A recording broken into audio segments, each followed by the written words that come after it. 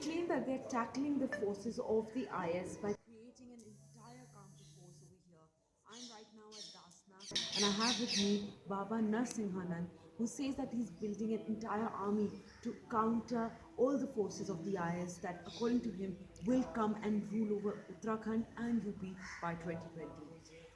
Sir आपने ये पूरा एक फोर्स एक आर्मी आप बना रहे हैं, जैसे आप कह रहे हैं 15,000 सोल्जर मतलब आपने ऑलरेडी रिक्रूट किए हैं, आप क्या सिखा रहे हैं? देखिए, सोल्जर नहीं है, हमारे बच्चे हैं, हमारे शिष्य हैं। सोल्जर नहीं है हमारे पास। हम कोई आर्मी नहीं बना रहे हैं। हम एक विचार दे रहे हैं। हमें विचार दे रहे हैं कि भारत को दोबारा से गुलामी में नहीं जाना है। हमें दोबारा से इस्लामिक गुलामी में नहीं जाना है। हमने इस इस्लामिक गुलामी को 1000 साल तक झेला है। 1000 साल इस्लामिक अत्याचार, उसके बाद 200 साल हमने अंग्रेज़ों की गुलामी को झेला है। मैं हिंदुओं से ये कहना चाहता हूँ कि हमें किसी भी कीमत पर इस्लामिक गुलामी में नहीं जाना है और कोई आर्मी नहीं है। ये हमारे बारे में कुछ शायद अब राजनीति हम लोगों की बलि चाहती है। शायद कुछ नेता उन्होंने तय किया है कि हम लोगों की बलि हो, इस तरह से दिखाया जा रहा है। वरना ऐसी कोई आर्मी नहीं है। हमारे पास कोई शस्त्र नहीं है, कोई अस्त्र नहीं है। हमारे पास केवल परंपरागत कुछ वेपन है जिनका भारत सरकार लाइसेंस देती है। हमारे कुछ शिष्यों के पास है, इसके सिवा हमारे पास कुछ नहीं है। सर हमें जो पता चला है आपके पास जो वेपन है उनमें तलवारें हैं, उनमें गन है, ये सारे 8-8 साल के छोटे छोटे बच्चों को भी सिखाया जा रहा है चलाना। क्या आपको लगता है ये सही है कि इतने छोटे छोटे बच्चों को आप बिल्कुल ये सारे हथियार हाथों में दे रहे हैं, उनको बोल रहे हैं कि कैसे लड़ना है, कैसे मरना ठीक है अगर आप अपने धर्म के लिए कर रहे हैं? देखिए, मेरा धर्म जो सिखाता है मैं वो कर रहा हूँ। और गन जो आपने बच्चों के हाथ में देखी वो एयर गन है। हम बच्चों को निशानेबाज बनाना चाहते हैं, कोई भी ऐसा नहीं है। हमारे पास जो तलवारें हैं, जो गन है, एयर गन है। क्या बच्चे, आप रूस में जाइए, अमेरिका में जाइए, लंदन में जाइए, यूरोप में जाइए, मेरी शिक्षा वहीं हुई है, मैं यूरोप में रहा हूँ। वहाँ तो बहुत छोटी उम्र से बच्चों को निशानेबाजी सिखाई जाती है, तो इसमें गलत क्या है? मैं अगर हमारे लोग अगर ये कोशिश कर रहे हैं कि उनके बच्चे कुश्ती लड़ें, उनके बच्चे कबड्डी लड़ें, हम लोग कबड्डी और कुश्ती पर ध्यान अपना कंसंट्रेट कर रहे हैं, हम लोग निशानेबाजी पे, तीरंदाजी पे, तो इसकी उम्र क्या होती है? उसकी उम्र यही तो होती है। तीरंदाजी अगर किसी को सिखाना तो बचपन से सिखानी पड़ेगी, यही तो उम्र है। तो आप कह रहे हैं कि आप सेल्फ डिफेंस के लिए सिखा रहे हैं?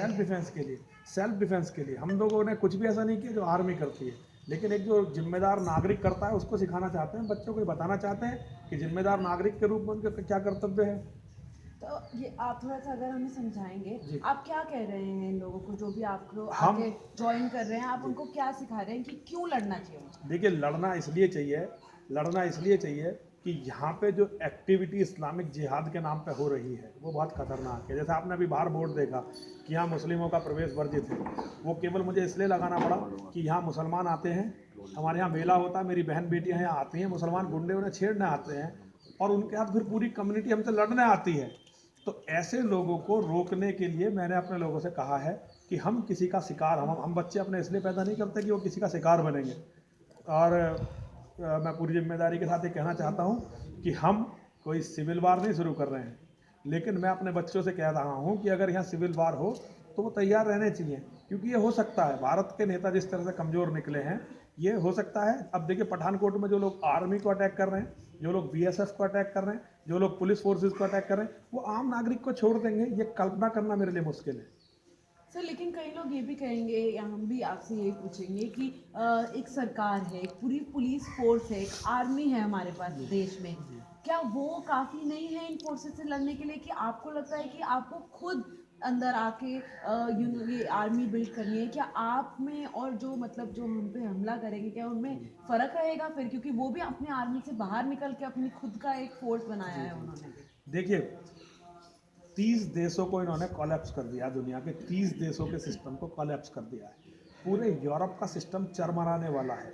आज आपको ये अजीब ऐसा लग रहा है क्योंकि मैं यहाँ बोल रहा हूँ, पूरा यूरोप इस बात को बोल रहा है, आप उसे नहीं देख रहे। पूरा अमेरिका आज इस बात को बोल रहा है, आप उसे नहीं देख रहे। पूरी दुनिया का सिस्टम इस्लामिक जिहाद के कारण कोलैप्स होने के उसमें है। हम क्या केवल इसलिए मैं अपनी बेटियों की बलि चढ़ा दूंगा कि आर्मी रक्षा नहीं कर पाई? ये संभव है क्या? मैं एक धर्म गुरु हूँ, मैं कोई ढोंगी बाबा नहीं हूँ। मैं लोगों को लड़ना नहीं सिखा रहा, लेकिन मैं लोगों को सिखा रहा हूँ, मेरे भगवान ने कहा है कि आत्मरक्षा करना हमारा कर्तव्य है।